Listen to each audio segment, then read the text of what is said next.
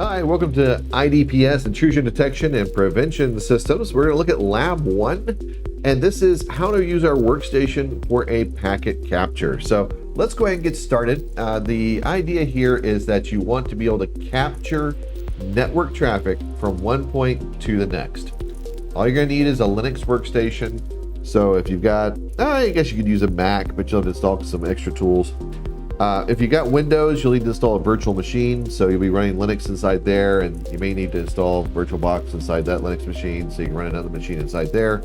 But in any case, you just need a Linux workstation. If you want to connect to the Geneva network remotely, it is available for everybody in computer science. So you can just go over to remote whatever, like remote12.cybernatos.net, and you can connect to that remotely.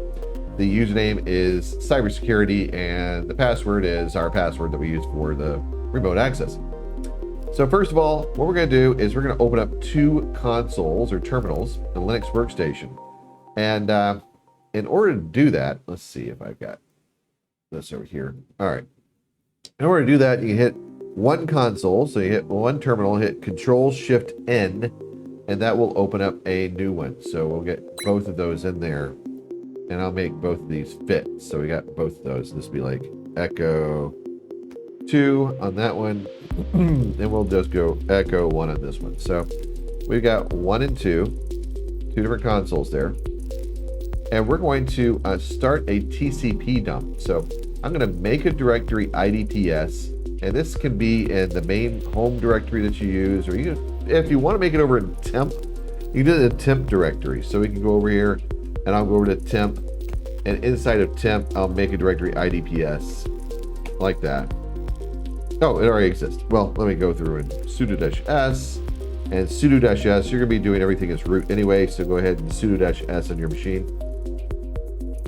Or you can sudo tcpdump, whichever, but sudo-s, and I'm gonna remove this IDPS right there, and clear, and I'm gonna go ahead and make a directory IDPS. So I made that directory, now I'm going to pop into it. Now I'm in that directory. So from that directory, we're going to go ahead and create this right here. This is going to be its Lab1 PCAP. And what we're going to do is we're going to use the interface ETH0 to scan this. And what I did originally, and I guess we could try it, we're going to use a loopback interface, and then we're going to scan ourselves. So we'll give it a shot, right? Oops, wrong one. We'll give it a shot. We're going to start this up with Lab0x01. What do we got? Dash I there. A lowercase I there. Can't imagine me typing that. Maybe I did. But that should be a lowercase I. And then we're going to scan ourselves right there from the other window. So from the second terminal, we're going to scan this. Sudo that scan.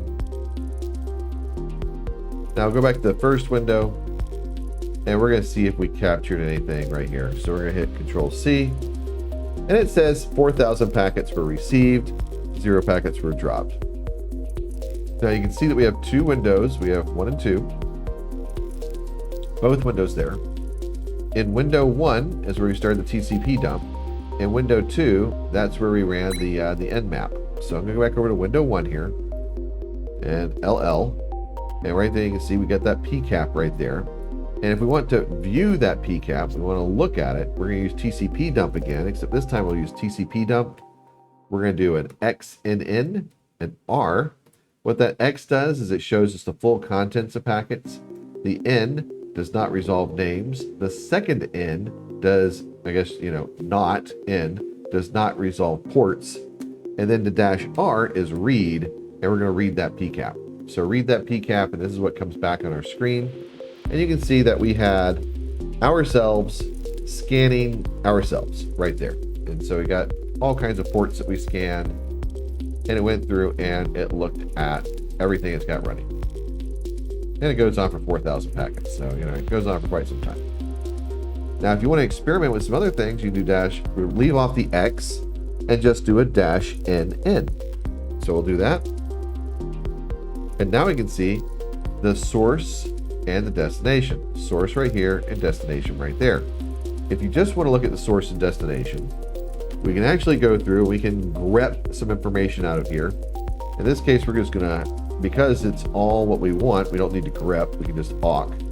So we got this right here, which is 1, 2, 3, 4, and 5. So we need 3, 4, and 5. So we'll type awk, print $3, comma, $4, comma, $5, like this. And now we've got that like right there. If you want to put extra things in there, let's say you want to put a tab, you put a /T in there instead of commas, and that gives you tabs. Wait, I put a /T in the wrong place. Oh, / there. So you can do that. Put some spaces in front of it if you want to space that out some more. And 4, let's do 4 right there. There we go. So that's the command I used right there. So that tcpdump, then I got the awk, and then I did that quote, and I put 4 spaces, then a /T, then I did $4, which shows the direction right there, and then I did another /T, and then I did $5.